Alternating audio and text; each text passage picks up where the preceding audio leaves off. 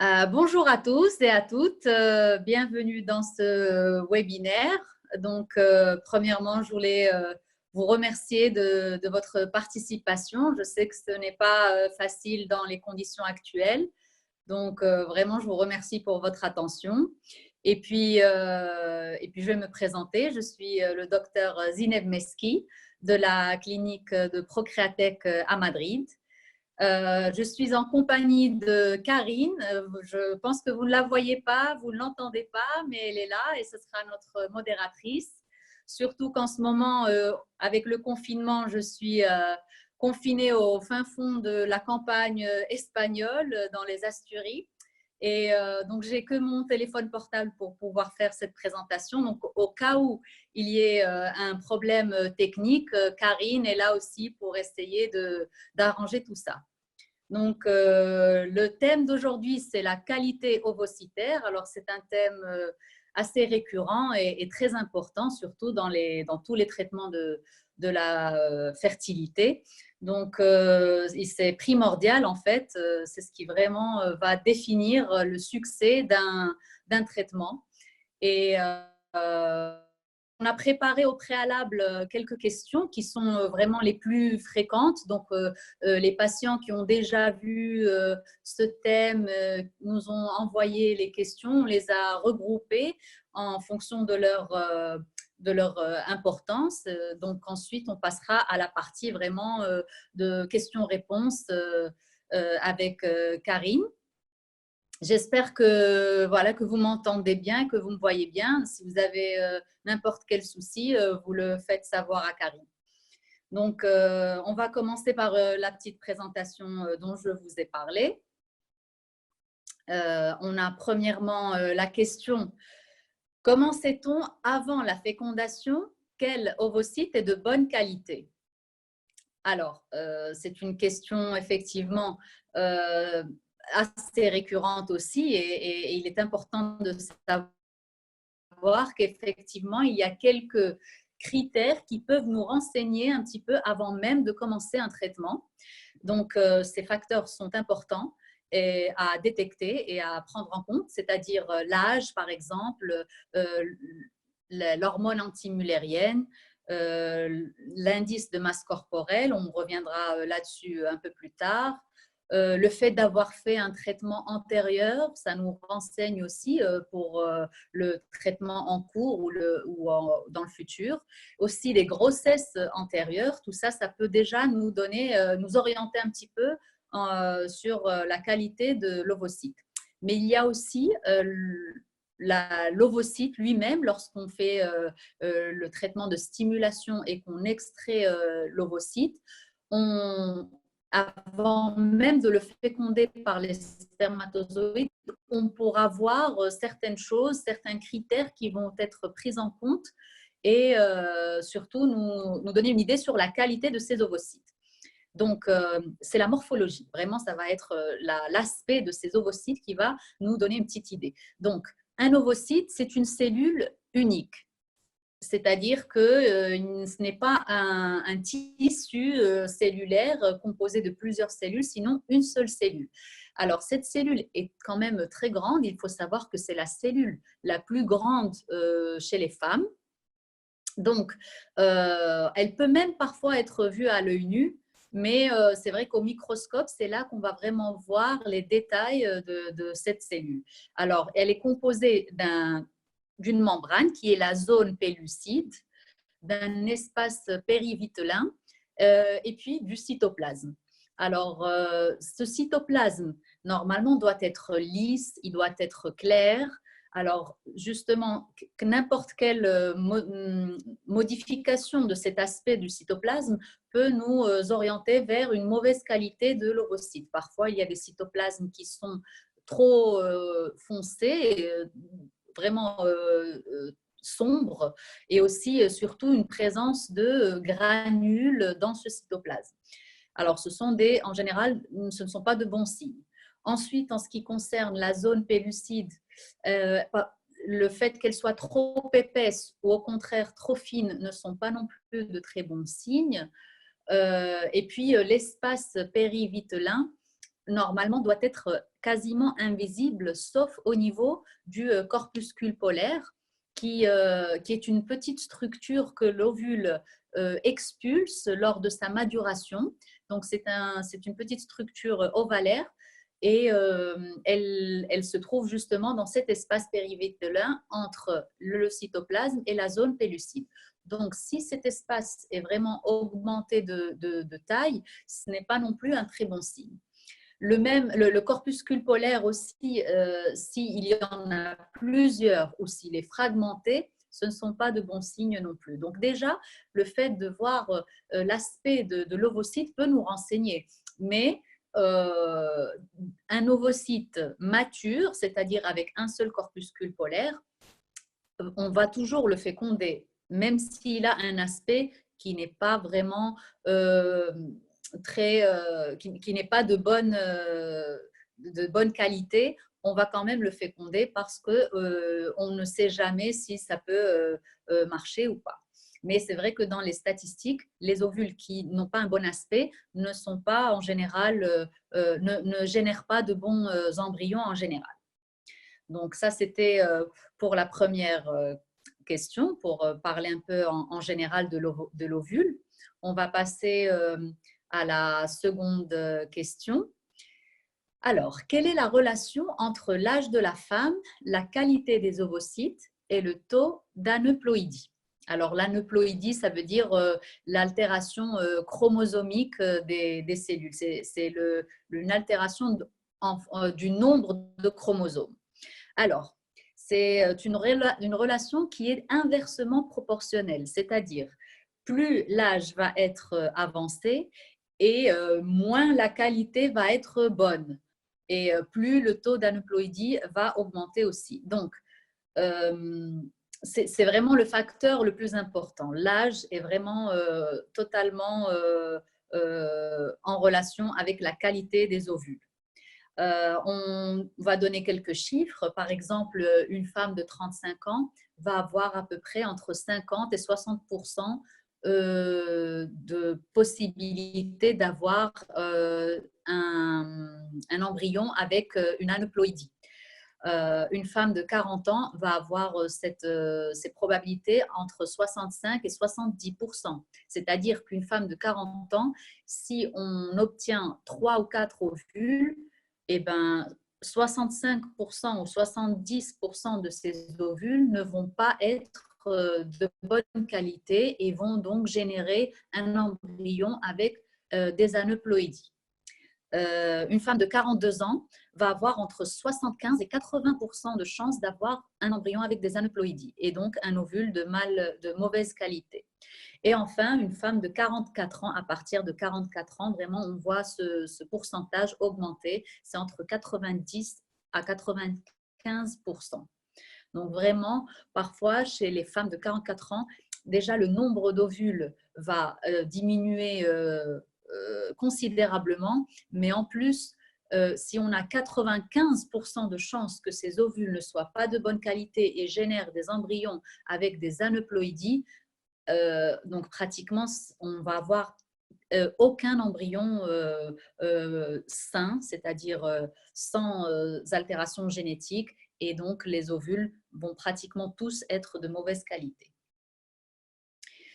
Alors, nous passons donc au troisième point, qui est l'indice de masse corporelle. Peut-il avoir un impact sur la qualité des ovocytes? Alors, c'est une question très importante aussi.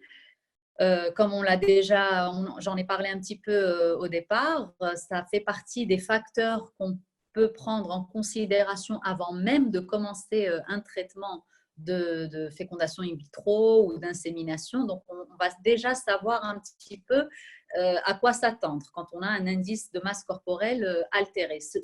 Alors, les extrêmes ne sont jamais bons, hein. Ça peut être une anorexie ou alors une obésité. Alors, l'indice de masse corporelle trop élevé ou trop faible va toujours avoir un mauvais impact sur la qualité des ovules.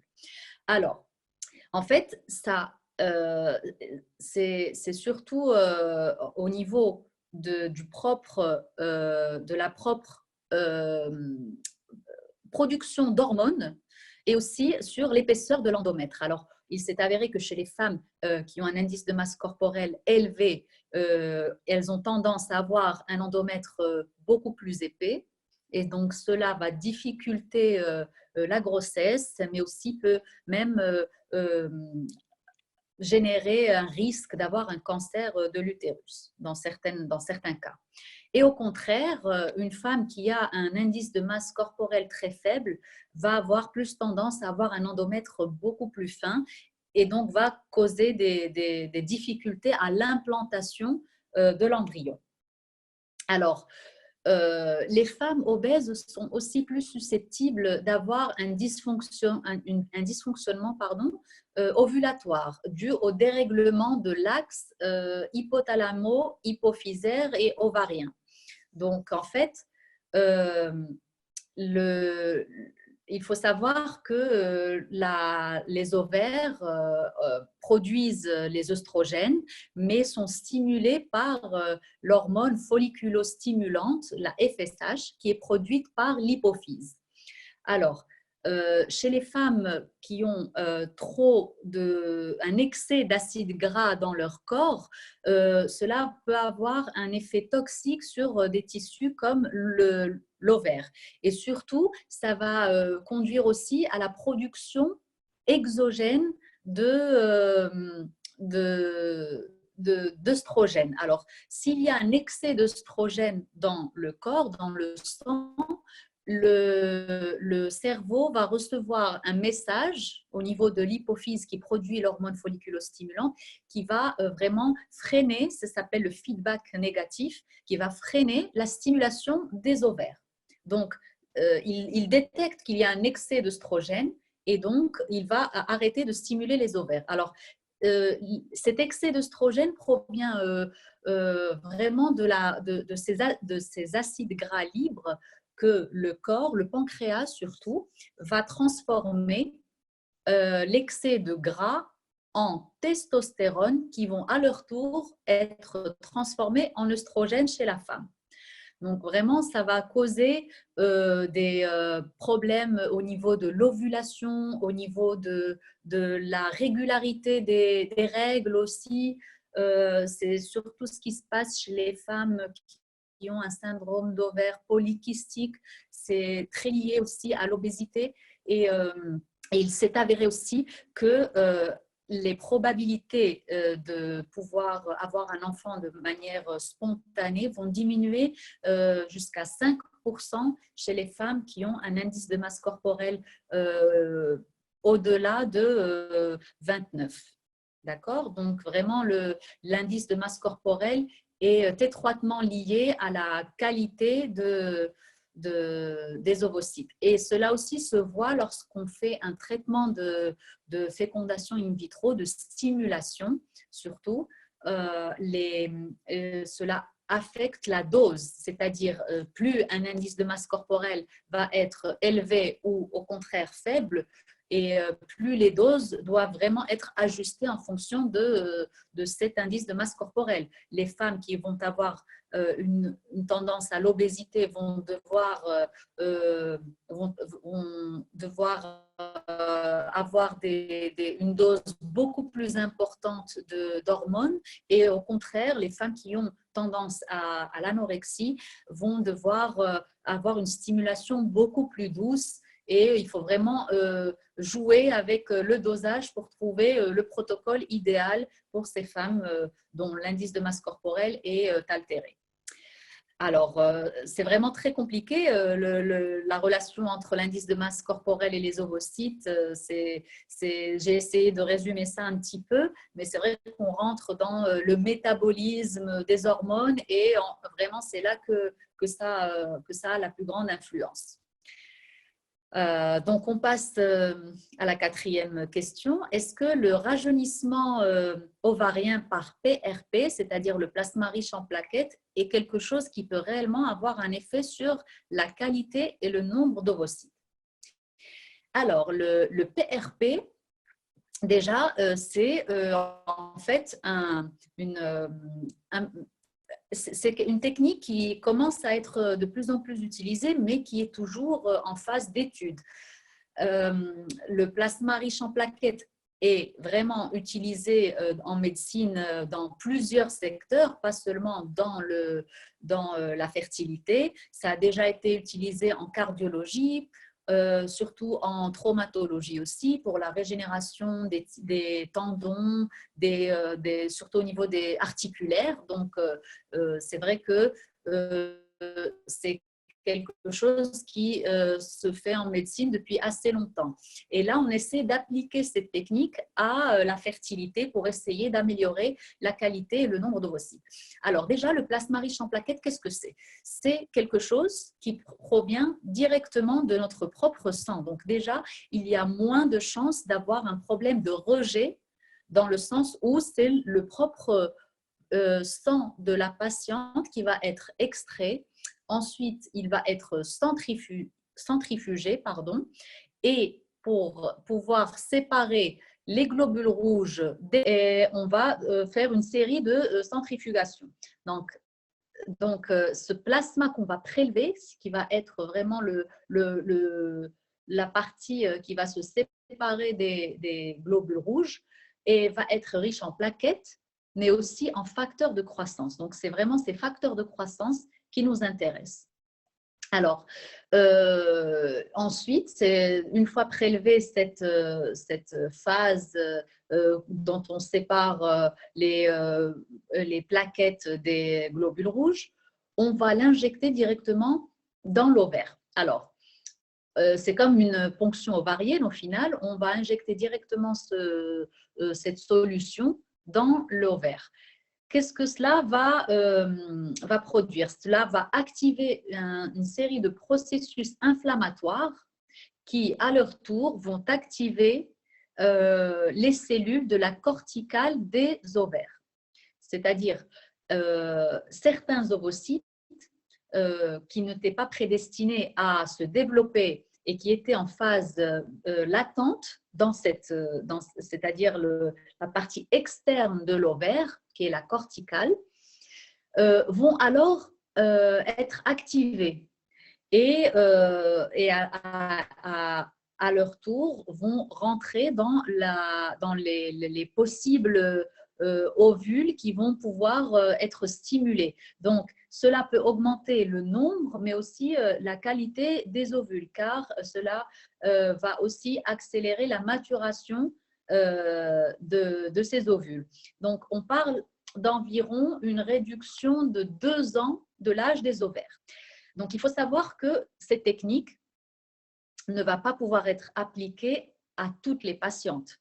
Comme je l'ai dit, on parle d'une réduction d'environ 2 ans. Donc, si une femme a 44 ans ou 45 ans, même si on réduit l'âge ovarien de 2 ans, elle va quand même être dans un âge assez avancé. Cela va être beaucoup plus intéressant chez les femmes de 40 ans qui, en faisant cette technique, vont se retrouver avec des ovaires d'environ 38 ans. Donc là, vraiment, la différence va vraiment se ressentir.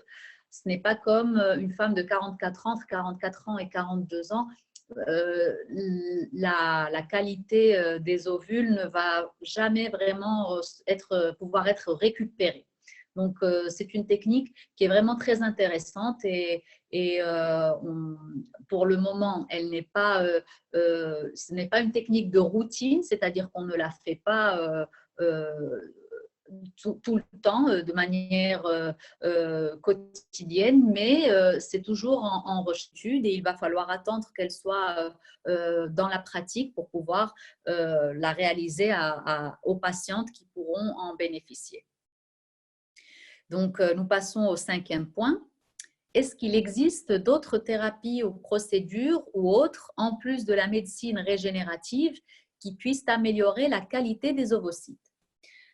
Alors oui, effectivement, il y a certaines techniques qui sont toujours en phase d'étude aussi, donc ce n'est pas vraiment quelque chose qui se fait. Il va falloir attendre beaucoup plus longtemps afin de pouvoir les appliquer à l'être humain. Donc, c'est des études qui sont réalisées surtout chez les animaux pour le moment. Mais on a vu qu'il y a une possibilité de faire une greffe de cellules souches ou cellules pluripotentes ce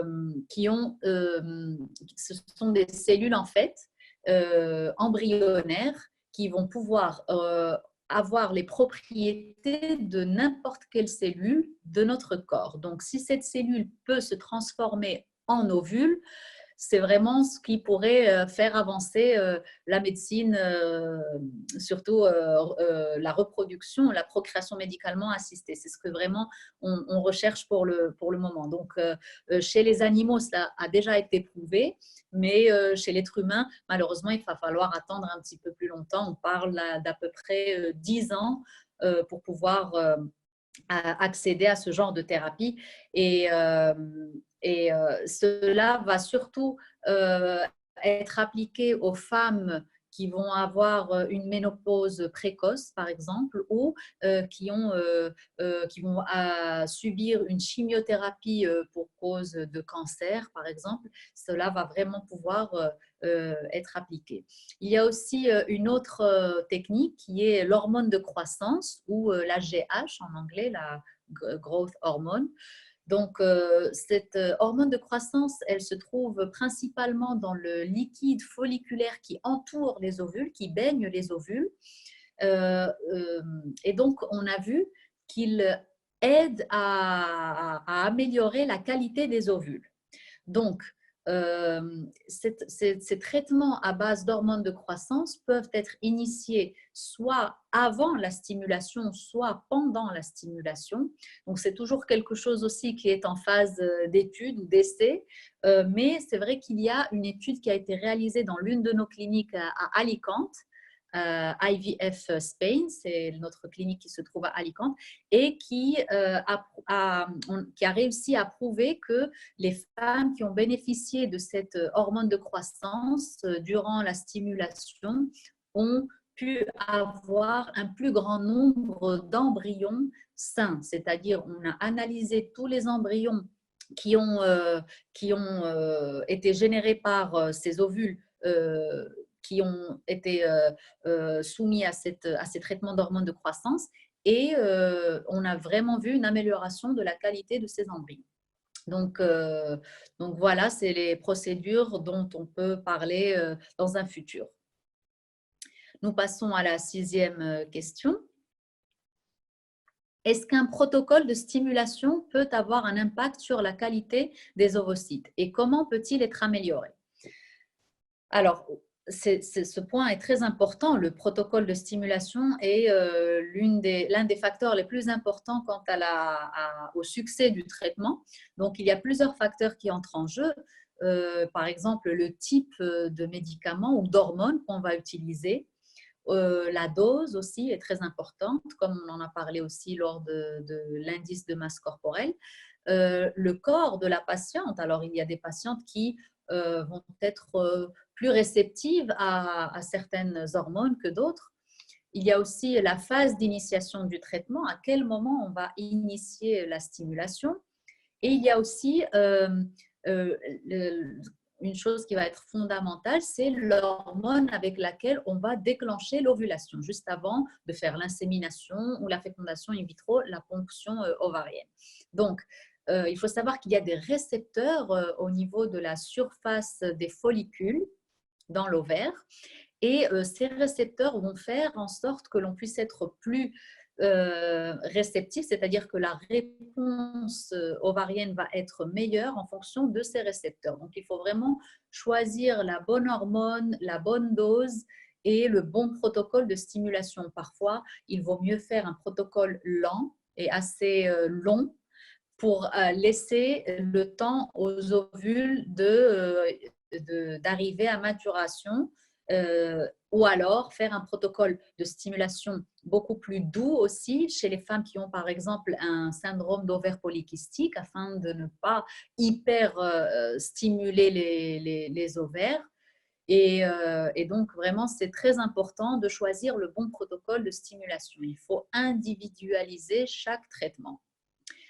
Donc, voilà, j'espère avoir répondu à cette question. Nous passons ensuite à la 7e question. Est-ce que, alors nous avons le PGTA ou le DPI, c'est-à-dire le diagnostic génétique préimplantationnel qui recherche surtout les aneuploïdies.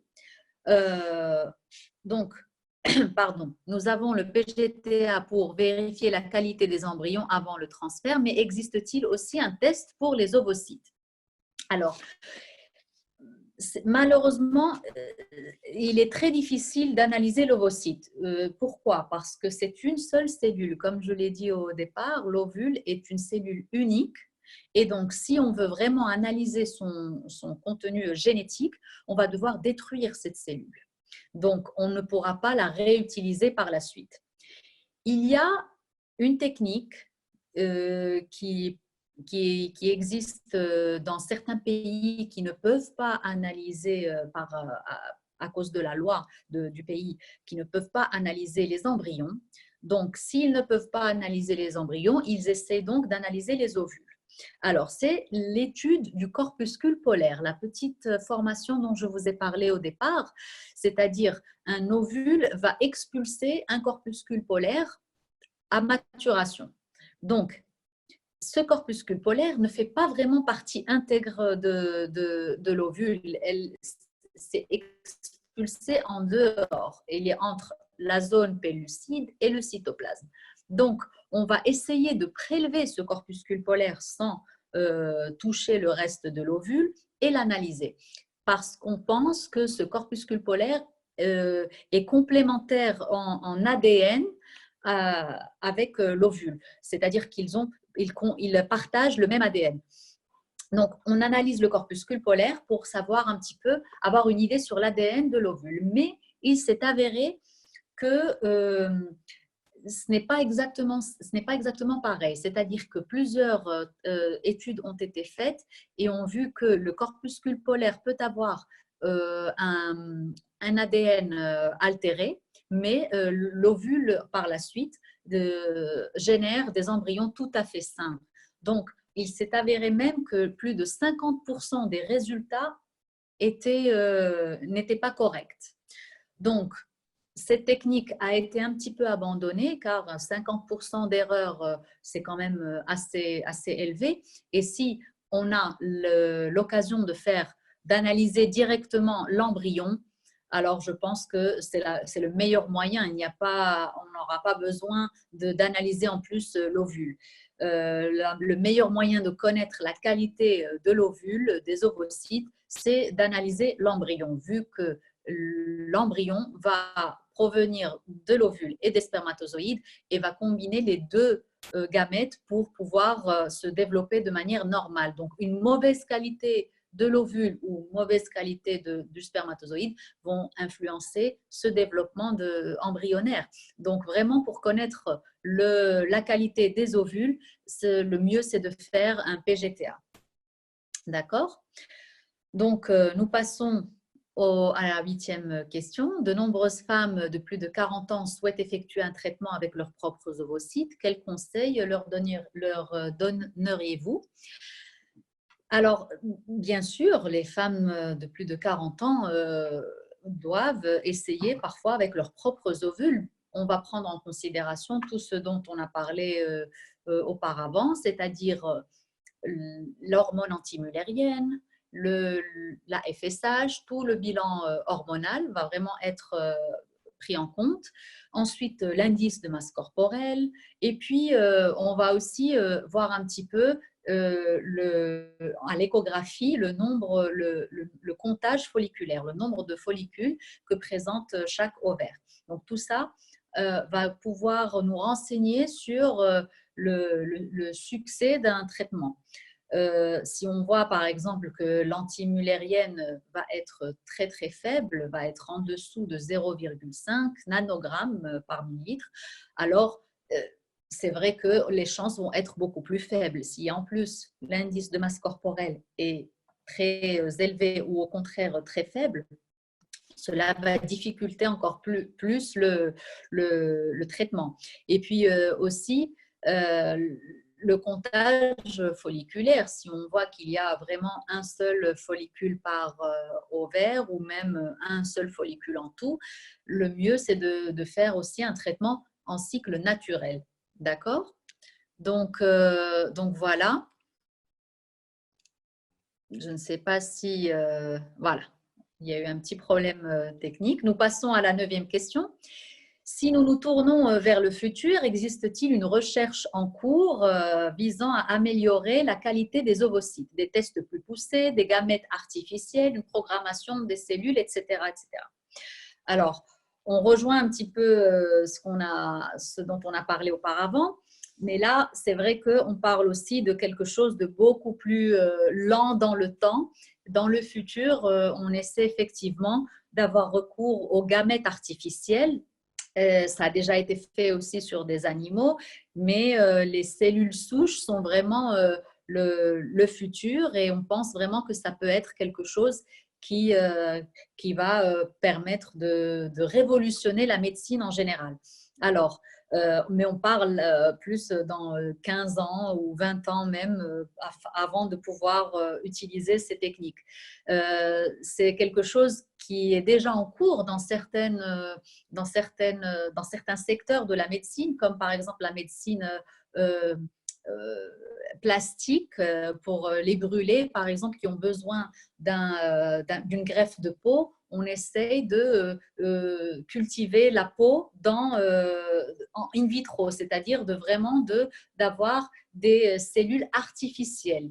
Mais c'est vraiment difficile pour le moment de voir une application à court terme. Il va falloir attendre avoir un peu plus de recul quant à ces techniques. Et pour le moment, malheureusement, on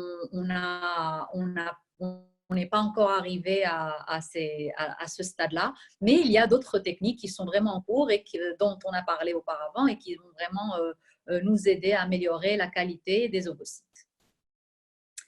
Alors, je pense que voilà, la partie de la présentation est terminée. Merci de votre attention, mais nous allons passer maintenant à la partie la plus intéressante qui est la partie des questions-réponses.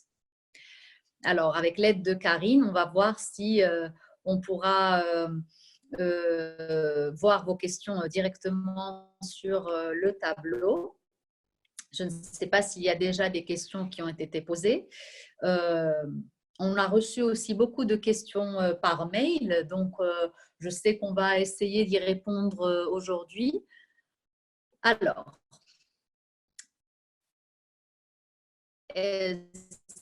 Karine, si tu peux me centrer un peu la question, il y a l'icône de IVF, voilà. Merci.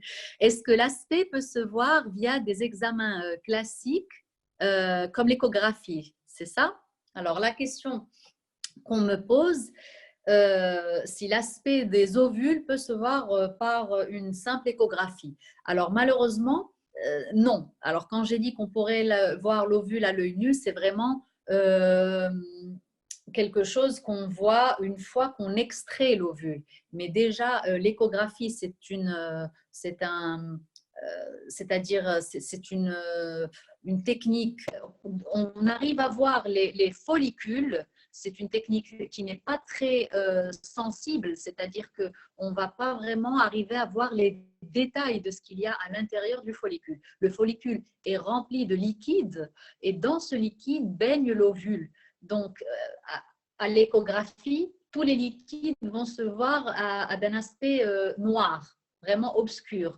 Donc, il va nous masquer tous les détails qu'il y a à l'intérieur. Donc, vraiment, une simple échographie ne va pas permettre de voir l'aspect de l'ovule. On passe à la question suivante. Alors, à cause de la loi de la protection des informations des patients, je ne vais pas dire le nom des patients. Vous pouvez aussi, de manière anonyme, poser vos questions, mais de toute façon, je ne vais mentionner aucun nom. Donc, on va juste lire les questions directement. Passons à la question suivante. Alors, est-ce qu'il y a beaucoup d'embryons malades après une FIV? Est-ce qu'il faut faire un DPI? Alors, on va parler du DPI, bien sûr, mais je comprends en fait que l'embryon malade, ça veut dire des embryons avec des altérations génétiques, avec des aneuploïdies.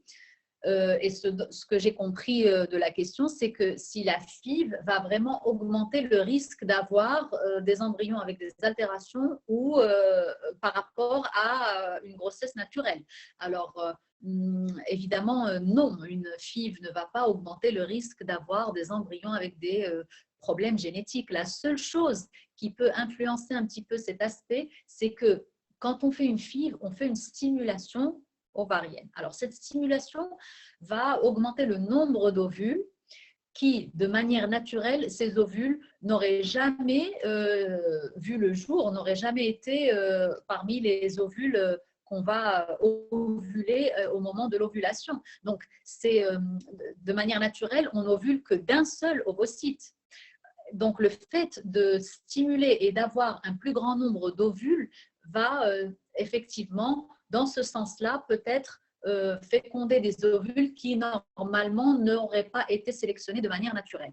Mais c'est justement pour ça qu'un DPI ou un diagnostic préimplantationnel se réalise chez les femmes à risque, c'est-à-dire les femmes à partir d'un certain âge, de 40 ans.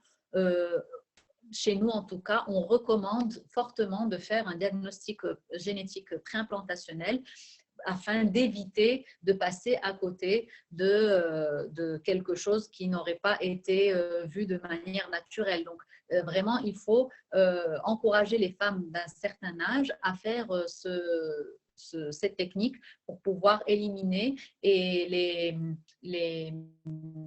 les fausses couches surtout, et pour pouvoir raccourcir aussi le temps pour arriver à la grossesse. Donc, en fait, la question, si la FIV va augmenter le nombre d'embryons avec des altérations génétiques, non. Normalement, c'est vraiment la même chose. L'âge est le même et l'ovule qui va sortir de manière naturelle va aussi avoir les mêmes pourcentages d'avoir une mauvaise qualité que par une FIV. Alors, la question suivante, est-ce que le DPI risque de tuer les embryons? Alors, ça, c'est une question assez fréquente, c'est-à-dire que on pense souvent que le diagnostic génétique préimplantationnel peut avoir une conséquence au niveau des embryons, du développement des embryons. Alors, c'est faux.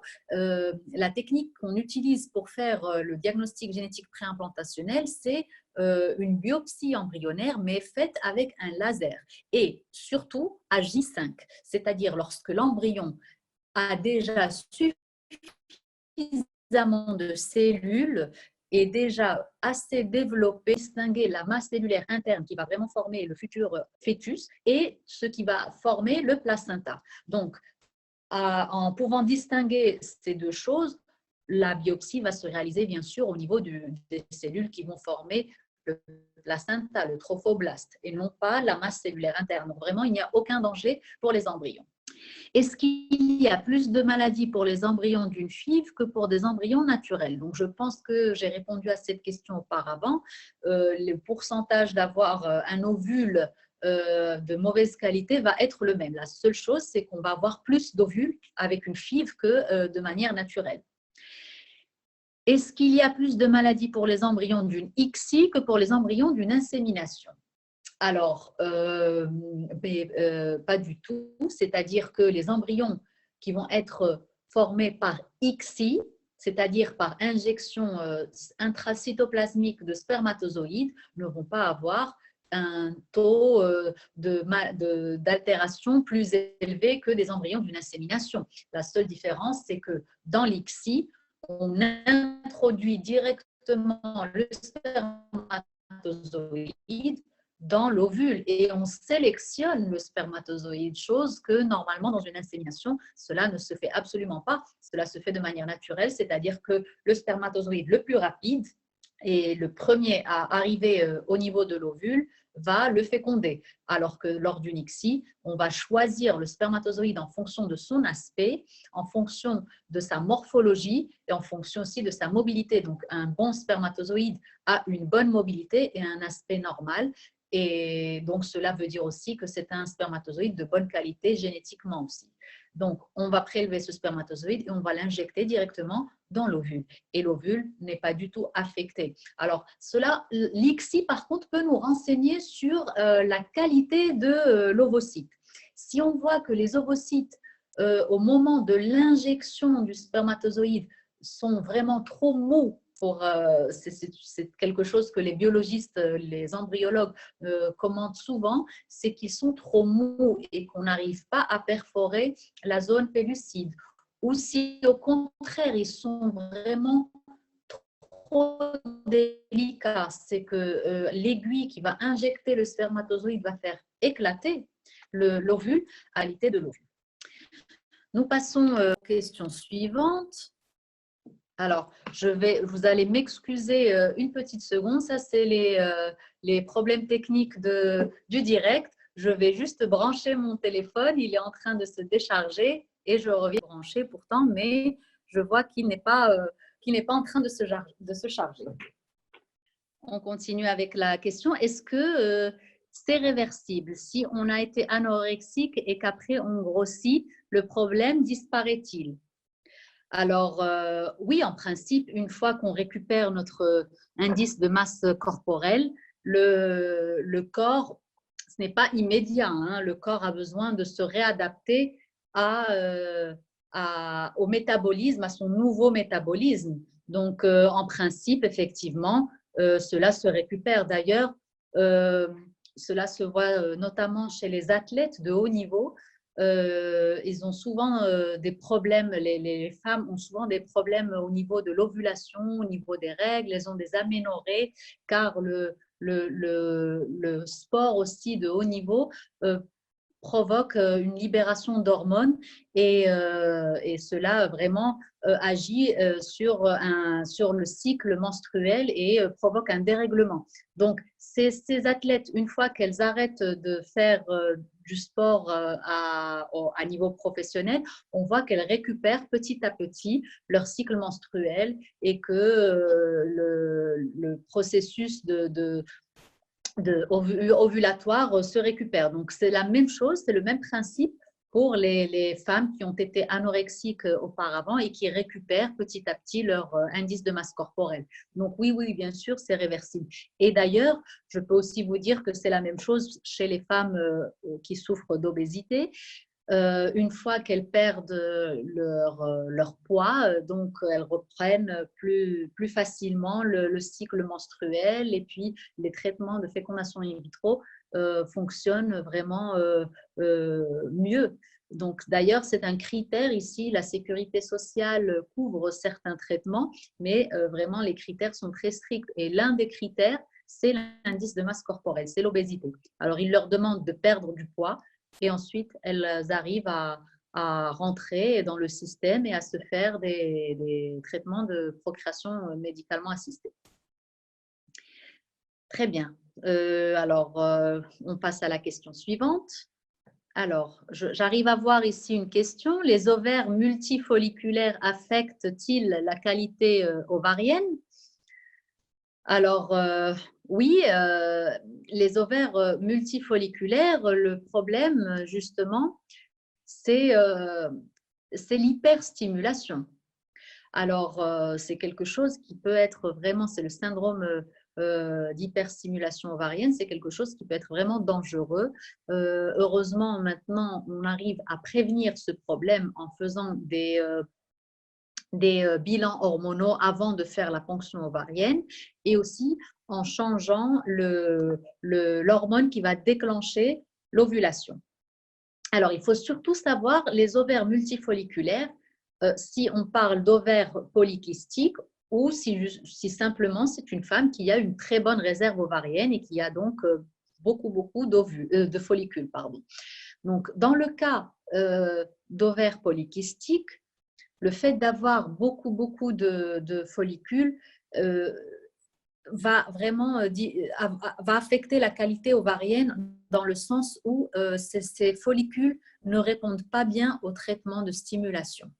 Ils ne vont pas se développer, ils ne vont pas croître et donc c'est des ovules qui vont arriver maximum les follicules vont arriver maximum à 16 millimètres et un ovule qu'on retire, qu'on extrait d'un follicule de 16 millimètres n'est pas toujours mature, n'arrive pas à maturation. Donc, vraiment, les ovaires multifolliculaires, il faut vraiment faire attention, voire différencier le syndrome d'ovaire polykystique. Cela se fait par un bilan hormonal, par surtout ce que nous raconte la patiente, l'histoire de la patiente, si elle a des cycles menstruels très irréguliers, si elle a aussi d'autres critères, d'autres symptômes comme parfois une pousse de poils au niveau du menton ou même des bras, et aussi l'obésité sont des facteurs qui orientent un petit peu vers l'ovaire polykystique. Mais des ovaires multifolliculaires chez une femme qui ne souffre pas d'ovaire polykystique, la seule chose dont il va falloir faire attention, c'est l'hyperstimulation. Et donc, dans ce sens-là, ça n'affecte pas la qualité ovarienne. Nous passons à la question suivante. J'arrive à lire ici. Vous parlez de la recherche. Est-ce qu'il y a aussi une méthode pour implanter l'embryon au bon moment quand l'utérus est prêt? La technique des plasmas.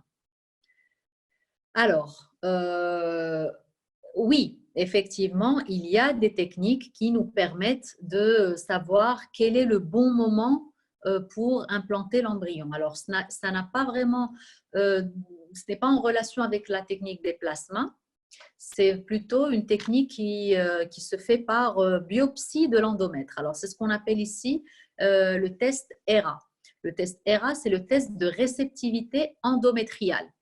Il sert à voir exactement quelle est la fenêtre d'implantation de l'utérus de chaque femme. Parce qu'en général, les femmes ont à peu près la même fenêtre d'implantation, mais cela peut différer effectivement. Comme on a dit avant, le plus important lors des traitements, c'est d'individualiser, de personnaliser chaque traitement en fonction de chaque patiente. Donc, la fenêtre d'implantation peut être déplacée chez certaines patientes.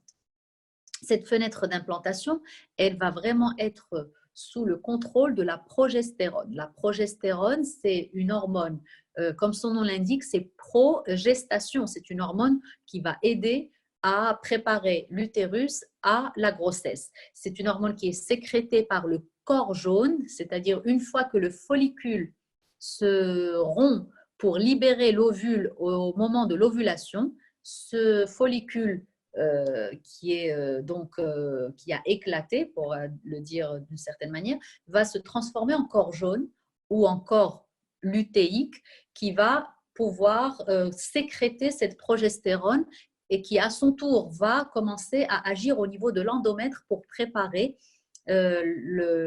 l'endomètre à l'implantation de l'embryon. Donc, pendant que l'ovule descend au niveau des trompes est fécondé par le spermatozoïde et descend jusqu'à l'utérus, jusqu'à l'endomètre à travers les trompes, c'est ce que ce corps jaune, cette hormone va pouvoir préparer l'endomètre. Donc, le test HERA se fait premièrement par une première phase de stimulation de l'endomètre. C'est ce qu'on appelle la préparation de l'endomètre. Elle se fait par des œstrogènes. Et juste avant de faire la biopsie, on va commencer le traitement avec la progestérone. Alors, en général, ça se fait 5 jours avant la biopsie de l'endomètre. C'est exactement le moment où, par exemple, on transfère un embryon à J5, un blastocyte.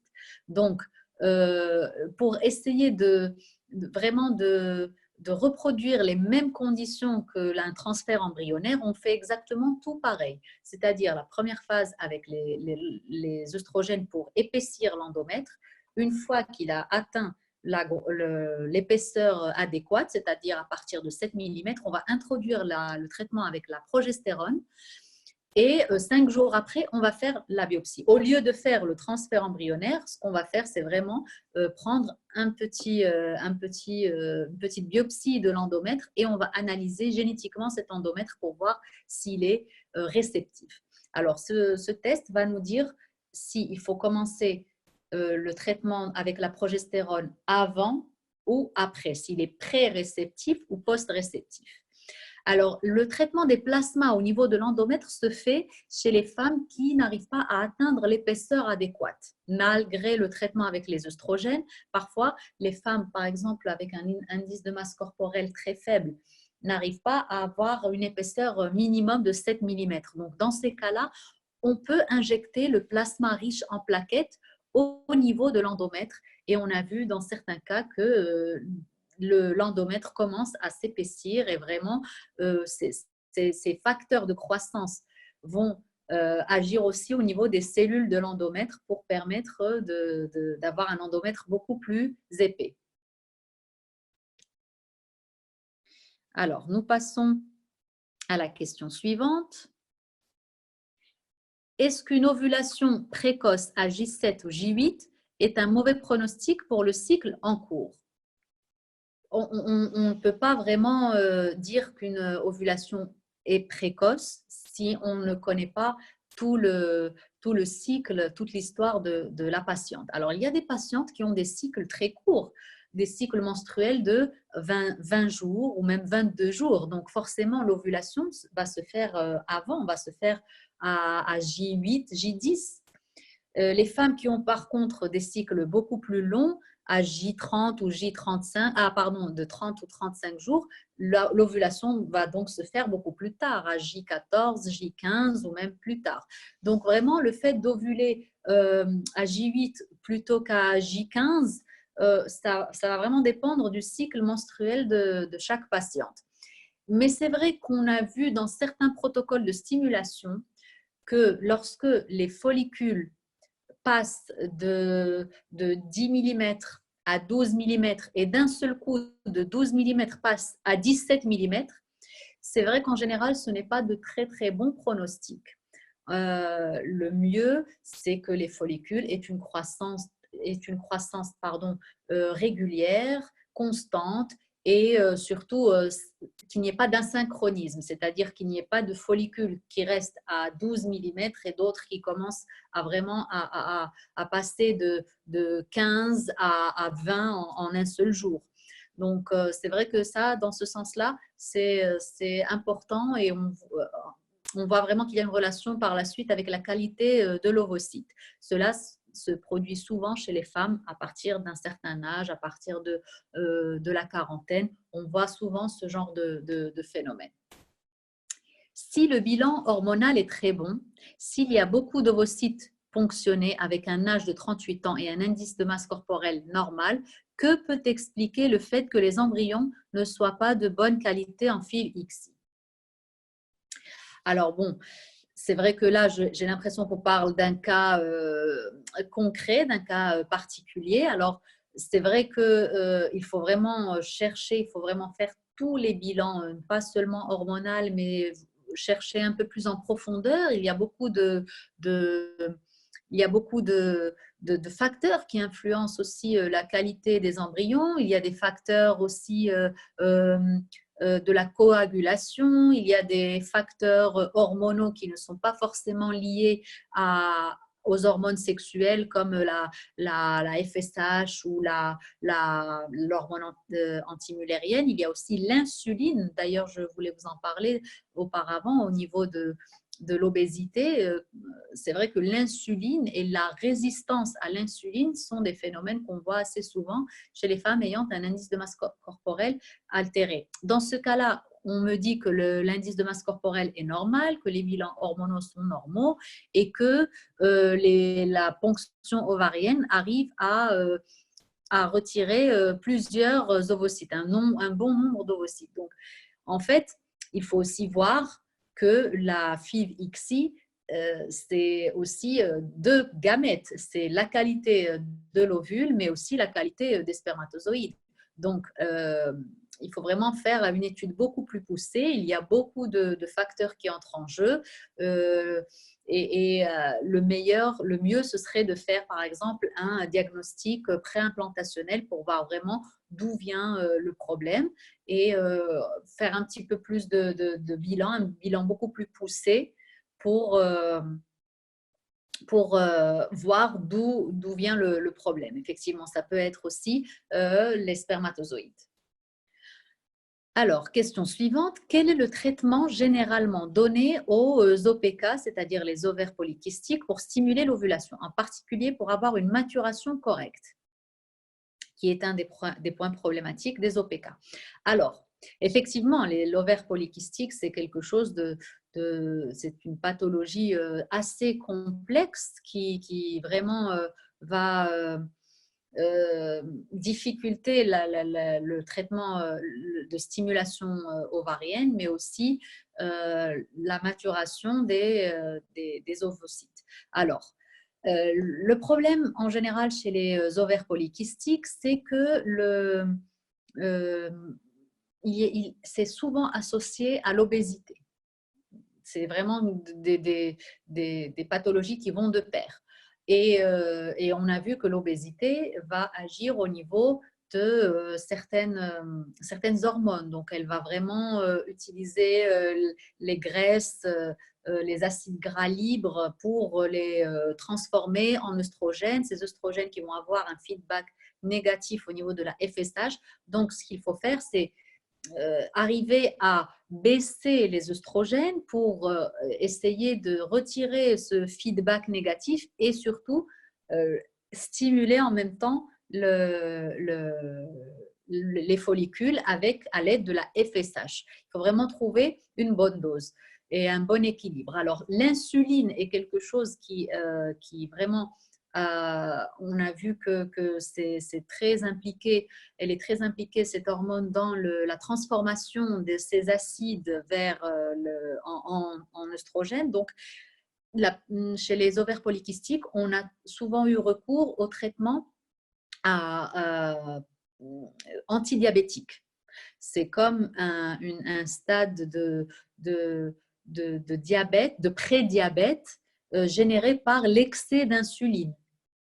Donc, on a souvent associé le traitement de stimulation folliculaire à des traitements de metformine qui sont des antidiabétiques oraux.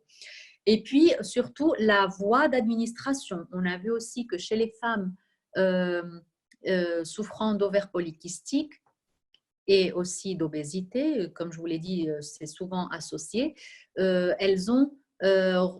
elles ne répondent pas bien au traitement par voie sous-cutanée. Donc, on a souvent recours à une injection intramusculaire. Une injection intramusculaire arrive mieux à stimuler les ovaires car on arrive vraiment à absorber, l'absorption et facilité des hormones est vraiment facilitée. Et puis aussi, l'association de FSH et de LH dès le départ. C'est-à-dire que ces injections intramusculaires ne vont pas seulement être à base de FSH, de hormones folliculostimulantes, sinon aussi de LH qui va aider à la maturation des ovocytes. Donc vraiment, il faut associer plusieurs types de traitements afin de pouvoir trouver la bonne combinaison pour l'ovaire polykystique. Le problème des ovaires polykystiques, c'est que la réponse est vraiment, c'est les deux extrêmes. Elle est ou trop importante et donc on tombe dans l'hyperstimulation, ou au contraire, elle est trop faible. Et on se retrouve avec beaucoup de follicules, mais qui sont de faible taille et qui n'arrivent pas à augmenter de taille ni à se développer. Et au final, on a peut-être 10 follicules entre 10 et 12 mm et seulement 2-3 follicules de 18 ou 19 mm. Donc vraiment, il va falloir trouver la bonne combinaison.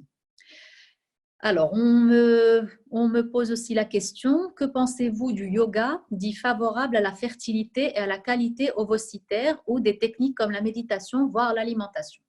Alors, c'est vraiment une bonne question et c'est surtout très…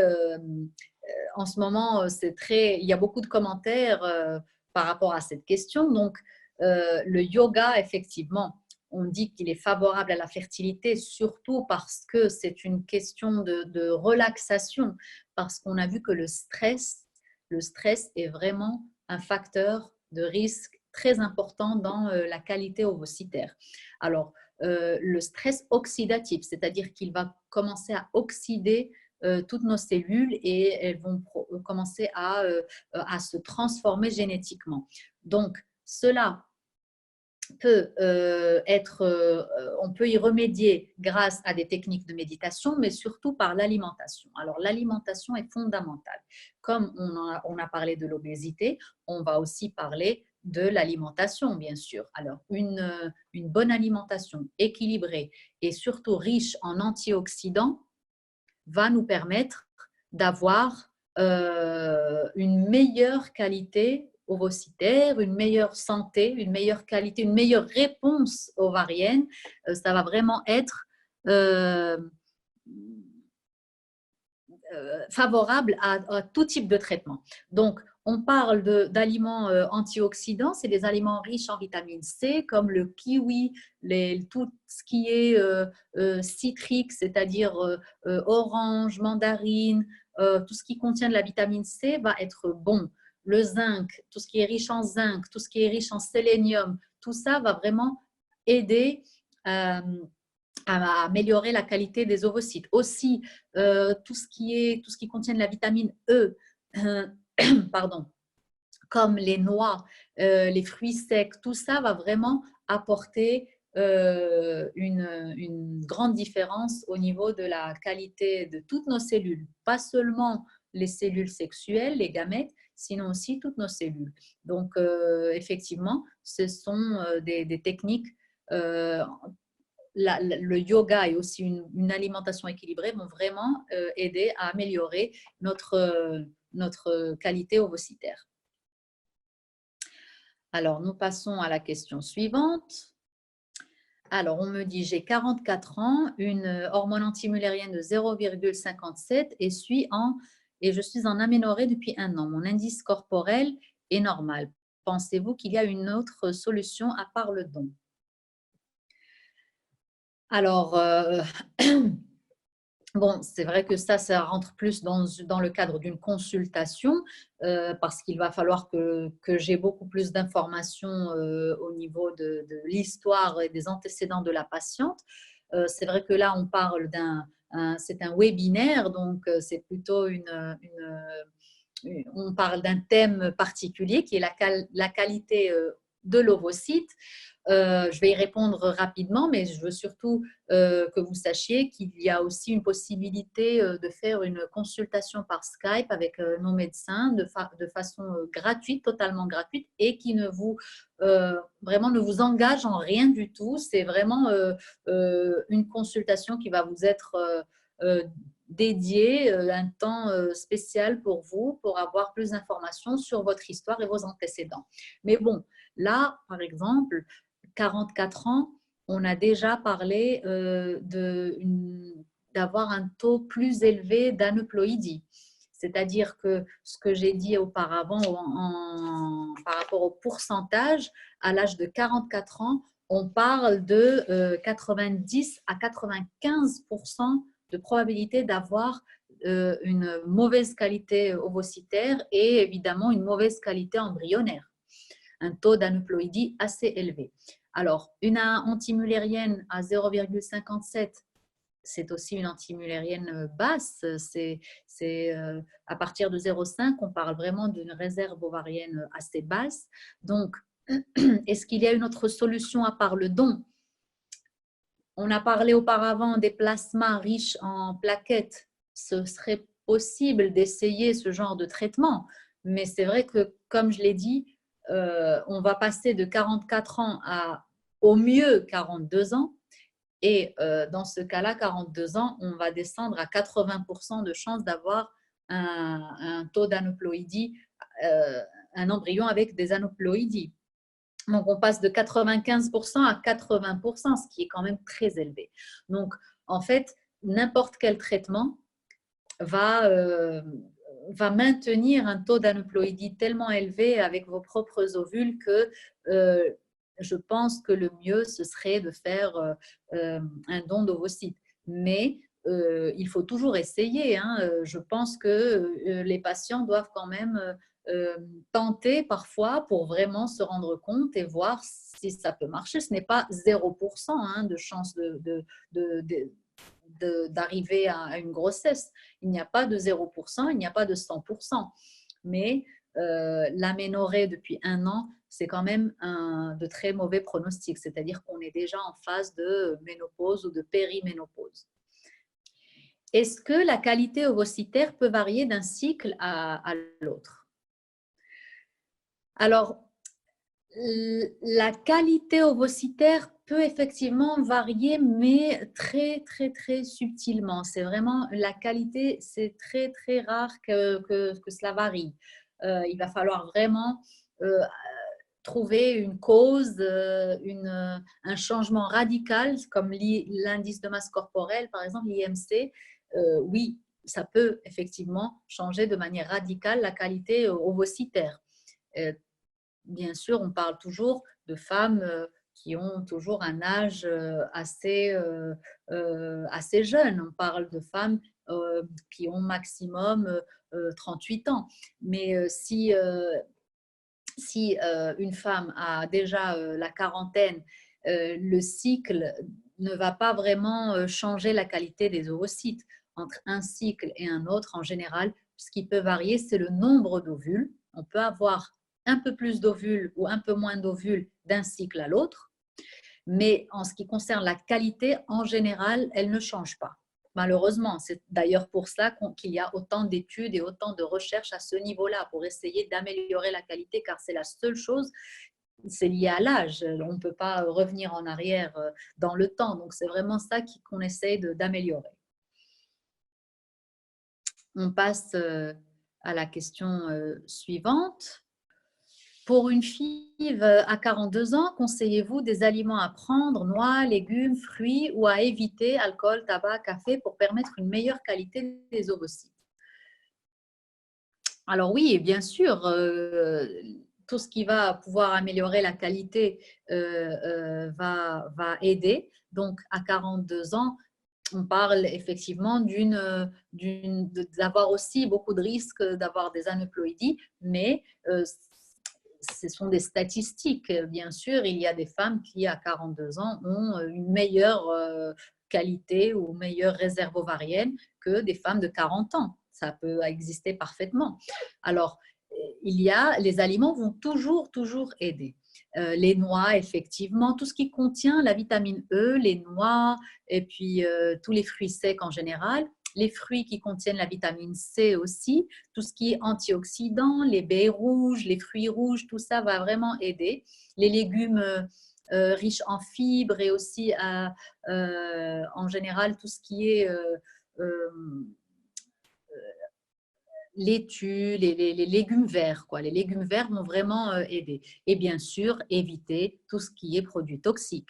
Alors, les toxiques peuvent être liés soit aux professions. Parfois, il y a des professions comme les peintres, les maçons, les mécaniciens. Tout ça va vraiment faire que la personne va être exposée à des produits toxiques comme les produits chimiques, les poudres, tout ce qui est vraiment tout ce qui peut être nocif. Et aussi, il y a des produits toxiques liés à l'environnement. Les zones qui vont être très polluées, qui vont avoir un taux de pollution assez élevé. Et bien sûr, la consommation d'alcool, de tabac, de drogue, de cannabis, tout ça va vraiment influencer et va avoir un impact sur la qualité des ovocytes. Alors, bonjour. En Ukraine, ils proposent le don de mitochondries. Comment vous évaluez cette technique?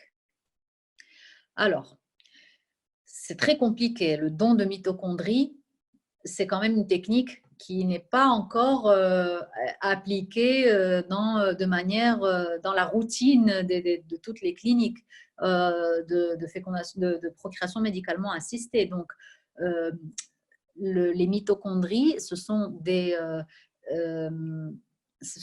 petits organismes qui se trouvent à l'intérieur des cellules et qui produisent l'énergie de toutes nos cellules. Alors, l'ADN mitochondrial, on a vu que c'est quelque chose qui peut vraiment être modifié pour modifier à son tour la programmation. C'est ce qu'on appelle la programmation cellulaire. En modifiant l'ADN mitochondrial, on arrive à modifier toute la génétique de la cellule. Mais c'est vraiment quelque chose qui est en étude en Ukraine. Je ne sais pas s'ils ont déjà fait approuver cette technique. En tout cas, ici, en Espagne, en Europe en général, c'est une technique qui est toujours en essai parce qu'elle a été notamment étudiée afin de traiter des cancers aussi. Donc, c'est quelque chose qui peut vraiment aider dans le futur certaines pathologies et pourquoi pas, bien sûr, la procréation médicalement assistée lors d'une fécondation in vitro, cela pourrait se faire, mais en tout cas, pour le moment, c'est toujours en cours et en étude.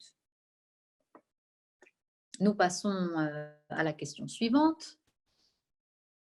Alors, j'ai 44 ans et à l'écho, j'ai un follicule, un seul follicule par ovaire de 4 mm et 6 mm à J4.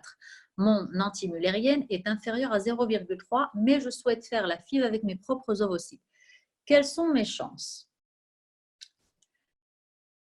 Alors, bon, c'est vrai que c'est une situation assez compliquée. Comme je l'ai dit aussi auparavant, on devrait en savoir un petit peu plus sur la patiente, avoir un petit peu plus de recul et d'informations sur ses antécédents. Mais bon, juste pour voir un petit peu quel type de traitement serait recommandé, à 44 ans, et surtout avec une antimullérienne inférieure à 0,3, les chances, pour donner un chiffre, vont être inférieures à 5%. Donc, c'est vraiment très, très, très rare que les femmes puissent faire des traitements avec leurs propres ovocytes en ayant ce taux d'antimullérienne, cet âge et surtout aussi en voyant qu'il y a un follicule par ovaire. Et c'est quasiment sûr à 90% qu'un seul follicule va pouvoir se développer avec une stimulation. Donc, je vous recommande de faire un traitement en cycle naturel parce que quitte à avoir un seul ovule de manière naturelle, c'est ce qui se passe aussi. On ovule que d'un seul ovule et donc vous allez avoir moins de chances d'avoir une stimulation plus longue ou une mauvaise réponse. Parfois, il faut vraiment laisser faire un peu le corps et puis ensuite, bien sûr, aider avec des hormones pour déclencher l'ovulation. C'est ce qu'on appelle les cycles naturels modifiés. Mais les chances sont assez minces. Hein. Ce sont des chances de moins de 5%. Et ensuite, le taux d'aneuploïdie est très élevé. Alors, nous passons à la question suivante. Est-ce qu'une ovulation tardive vers le 22e jour est un cycle normal de 28 jours? C'est un problème pour la qualité des ovocytes. Peut-on résoudre ce problème? Alors, déjà, il faudrait savoir comment a été mesurée cette ovulation. Est-ce que ça a été une ovulation vérifiée par un bilan sanguin et par une échographie ou ça a été seulement par des tests d'ovulation qu'on vend dans les pharmacies comme les tests de grossesse, car ceux-là ne sont pas très fiables. Alors, effectivement, une ovulation d'un cycle de 28 jours, une ovulation au 22e jour n'est pas une ovulation correcte. Alors, il y a un certain retard dans cette ovulation. Donc, c'est pour ça qu'il est très important de savoir si cette ovulation a été déclenchée ou si cette ovulation a été mesurée par un test d'ovulation normal. Normalement, une ovulation tardive peut avoir une conséquence sur la qualité ovocytaire. Alors, pour résoudre ce problème, si ça a été à partir d'une stimulation ovarienne, il va falloir modifier la dose et aussi l'hormone, c'est-à-dire en plus de la FSH, peut-être rajouter la LH aussi et surtout modifier la dose, car une ovulation au 22e jour par stimulation ovarienne, surtout dans un cycle de 28 jours, n'est pas un bon signe, n'est pas vraiment de bons pronostics. Donc, pour résoudre le problème, il va falloir modifier le protocole de stimulation. Et si c'est un cycle naturel, c'est-à-dire si c'est une grossesse naturelle et que l'ovulation a été mesurée par un test d'ovulation vendu en pharmacie, il va falloir vraiment vérifier et voir que l'ovulation a réellement été faite au 22e jour. Car tous les signes dont on parle de l'ovulation, au sujet de l'ovulation naturelle, c'est-à-dire la glaire cervicale, les douleurs au bas-ventre, tout ça, ce sont des signes indirects. Vraiment, ce qui va nous indiquer si l'ovulation a été faite, c'est un suivi échographique et aussi faire un bilan hormonal sanguin. Nous passons à la question suivante. Est-ce que l'endométriose peut affecter la qualité des ovocytes? Alors, j'attendais cette question car l'endométriose est une pathologie assez fréquente et totalement liée à la qualité ovocytaire. Effectivement, c'est une pathologie qui va vraiment avoir un impact sur la qualité ovocytaire. L'endométriose, c'est la présence de tissus utérins, c'est l'endomètre, mais au niveau ectopique, c'est-à-dire dans des tissus qui ne sont pas l'utérus. Ça peut être au niveau de l'ovaire, c'est ce qu'on appelle l'endométriome, ou alors au niveau des trompes, ou alors au niveau de l'utérus, mais en dehors de l'endomètre. Il faut savoir que l'endomètre se constitue de 3 couches. C'est la muqueuse, l'utérus se constitue de 3 couches. Premièrement, la muqueuse qui est l'endomètre, ensuite la musculeuse qui est le muscle, et ensuite la séreuse. Alors, lorsque le tissu endométrial se trouve au niveau de la musculeuse, c'est ce qu'on appelle l'adénomiose. C'est une forme d'endométriose aussi. Et elle peut même se trouver au niveau de tout ce qui entoure l'utérus et les ovaires, parfois au niveau du côlon, au niveau de tout ce qui est intestin entourant l'appareil reproducteur féminin. Donc, effectivement, c'est une pathologie qui influence beaucoup la qualité des ovocytes, surtout si elle se trouve au niveau de l'ovaire, car elle va occuper de l'espace. Déjà, si on a un kyste d'endométriose au niveau de l'ovaire, on aura moins de tissu sain, donc forcément moins de follicules, et donc une réponse beaucoup plus faible quant à la stimulation. Donc, pour répondre à la question, effectivement, l'endométriose baisse la qualité de l'ovocyte.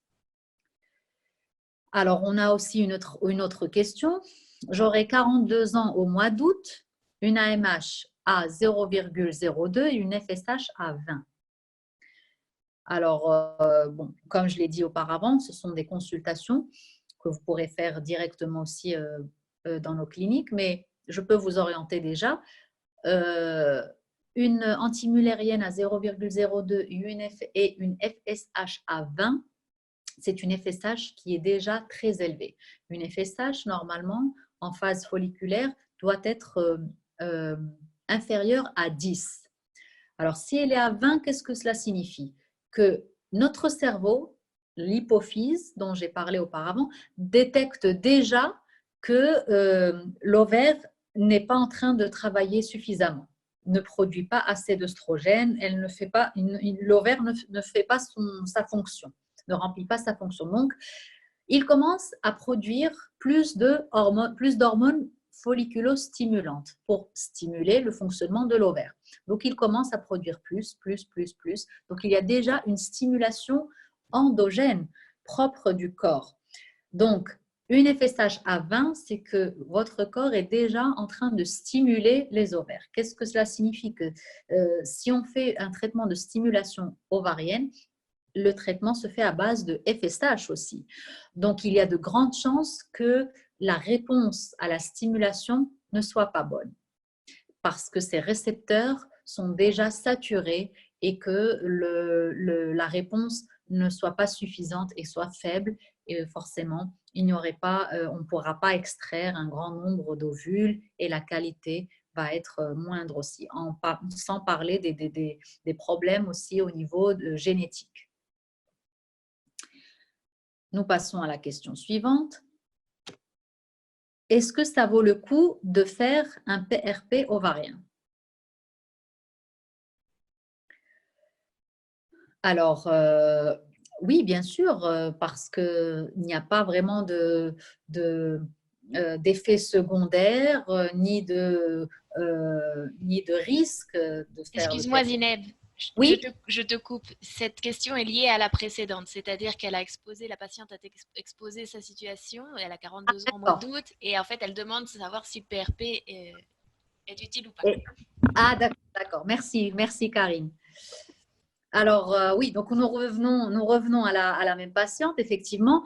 À 42 ans, comme je l'ai dit auparavant, le PRP va apporter vraiment une amélioration lorsqu'on a un âge qui va vraiment nous permettre de diminuer l'âge, de réduire l'âge de l'ovaire. Donc, à 42 ans, je pense qu'on peut effectivement essayer de faire un PRP. Mais dans ce cas précisément, avec une antimullérienne de 0,02 pardon, et une FSH de 20, je ne sais pas si vraiment la réponse va être optimale ou pas.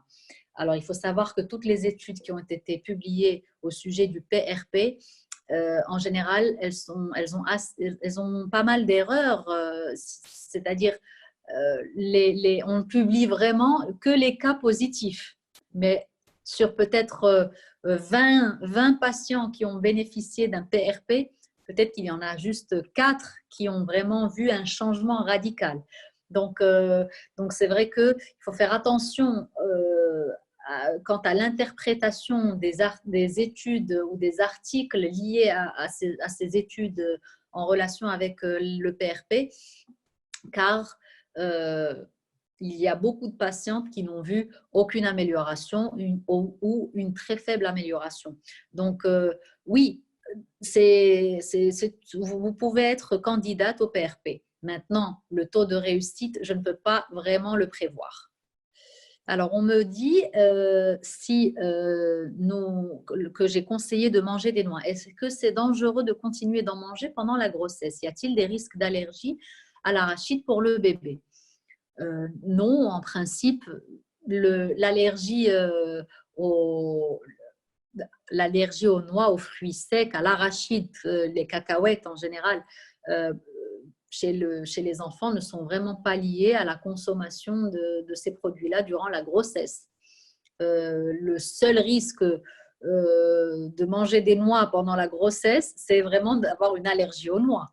Donc, si nous n'avons pas d'allergie, nous pouvons manger tous les fruits secs durant la grossesse. La seule chose qu'il ne faut pas faire, c'est de manger quelque chose qu'on n'a jamais mangé auparavant et dont on ne sait pas si on est allergique ou pas. Donc ça, par contre, c'est quelque chose à ne pas faire. Hein. Il ne faut pas expérimenter pendant la grossesse. Mais ce n'est absolument pas lié à l'allergie, aux allergies que peut développer notre futur enfant. Donc, nous arrivons à la dernière question. Avez-vous déjà vu des inséminations artificielles réussies à 41 ans avec une AMH à 0,02 et une FSH à 20, 3 follicules en début de cycle? Et dans ce cas d'insémination, vaut-il mieux une stimulation douce ou au contraire une stimulation forte pour essayer d'avoir plusieurs follicules matures? Alors, c'est vrai que c'est très rare de voir des patientes se soumettre à une insémination à l'âge de 41 ans. En général, on conseille de faire une insémination jusqu'à l'âge de 38 ans. À partir de 38 ans, on a vu, les statistiques ont révélé que ça ne fonctionne, ça n'améliore pas en fait les chances de grossesse et surtout, ça nous fait perdre un peu plus de temps. Et alors qu'à 38, à partir de 38 ans, on ne veut pas vraiment perdre de temps quant à la grossesse. Donc, à partir de cet âge-là, moi, j'ai toujours conseillé de faire une fécondation in vitro. Maintenant, si vous désirez faire une insémination artificielle, bien sûr, c'est possible, mais il faut être consciente des chances réelles de ce traitement, surtout avec une antimullérienne de 0,02 et une FSH de 20. On rejoint un petit peu la patiente précédente, c'est-à-dire que les chances vont être très, très minces. Euh, euh, ce n'est pas seulement l'âge, c'est tous les autres facteurs. C'est la FSH qui est très élevée. Donc, dans ces cas-là, quand on a une FSH qui est déjà élevée, on ne fait pas en général des stimulations fortes. On essaie plutôt une stimulation douce ou voire même un cycle naturel modifié, c'est-à-dire commencer premièrement à laisser le corps s'imprégner de ses propres hormones et ensuite introduire une faible dose d'hormones dès le moment où on est un follicule de 10-12 mm, introduire une faible dose et ensuite augmenter cette dose. Lorsqu'on commence déjà par une dose élevée, il est très difficile de la baisser ensuite et on a un risque de saturation des récepteurs hormonaux. Donc vraiment, je pense qu'il vaut mieux faire une stimulation douce qu'une stimulation à forte dose. Mais surtout, moi, je recommanderais plus de faire une fécondation in vitro, voire même un don d'ovocytes dans ces cas-là. Je ne sais pas s'il y a d'autres questions. Karine, tu penses qu'il y a d'autres questions? Non, c'est bon, on est arrivé au bout des questions. Merci D'accord. beaucoup pour le temps accordé et voilà, et merci beaucoup à tous les participants et participantes. Et voilà, vous dire que de toute façon, le webinaire du docteur Meski sera en ligne très prochainement également sur nos chaînes YouTube et que si vous avez encore bien sûr des questions pour le docteur ou pour les cliniques d'IVF Life, vous pouvez nous contacter. On a vu qu'il y avait énormément de questions qui étaient en lien, et c'est tout à fait normal, avec vos cas en particulier. Et comme l'a dit le docteur, c'est vrai que c'est un peu délicat, compliqué et oui, difficile de pouvoir vous donner une réponse sans avoir tous les éléments en main. Donc on vous invite vraiment à prendre contact avec nous dans ces temps de confinement. Voilà, on n'a aucun problème pour nous pour vous faire une consultation en ligne via Skype ou autre et répondre vraiment à votre cas en particulier. Oui. D'ailleurs, Karine, si tu peux mettre la dernière diapo pour qu'on voit aussi le mail. Si vous voulez nous contacter, n'hésitez pas à nous envoyer un email. Et comme a dit Karine, la clinique est ouverte. Nous pourrons vous avoir en consultation par Skype ou par Zoom ou par n'importe quel autre réseau social. Il n'y a aucun problème pour ça. On a plusieurs médecins disponibles et donc si vous avez beaucoup plus de questions et s'il y a d'autres thèmes qui vous intéressent, n'hésitez pas à nous les faire savoir. Je vous remercie pour votre attention et je m'excuse encore pour les petits problèmes techniques que nous avons eus. C'est vraiment la preuve que c'est en direct et qu'il y a eu le confinement va vraiment nous influencer un petit peu au niveau du direct. Mais bon, je vous remercie quand même de votre attention et j'espère pouvoir vous voir dans nos cliniques. Au revoir, à très bientôt. Au revoir, à bientôt.